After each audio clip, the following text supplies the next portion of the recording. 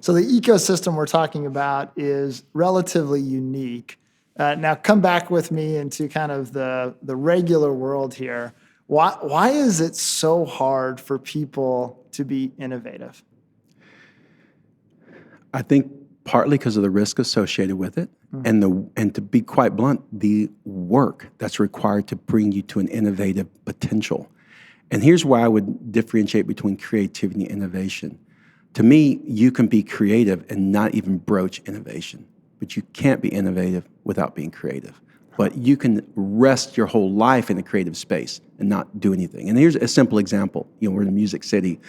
I can create anything I want musically. I'm a bass player. I can decide that I'm going to play the bass upside down backwards and tune it to 443 instead of 440. That's creative. And I can do that at my house, and I can do that. I can invite a couple friends over who have a lot of patience with me and let them hear it. I'm being creative, but I'm not innovating because I'm not stepping into an existing paradigm that I'm trying to shift, right? And so when we have innovative moments, I think what it takes, and I'm working with songwriters, I'm like, well, I just wrote this song for me. Well, then don't let me hear it. Because if you really just wrote it for you, then you're not considering me as an audience member, so you're not thinking about genre, timing, how long is the song? And those are some of the worst songs you hear sometimes when someone said, I just wrote this for me. Or in some cases, they'll go, well, God gave me the song. I'm like, do not blame God for that song. For your song. You came up that all by yourself. Yeah. But it's, and I joke with them. I say, I know you probably didn't write it for you because you're about to share it with me. Mm-hmm. But you're saying that as a way of protecting yourself from the risk associated with me judging the song, right, or analyzing it. So I think when you talk about bringing it back, so many people are not, I think they're scared of failure, and there are multiple reasons, internal and external for that.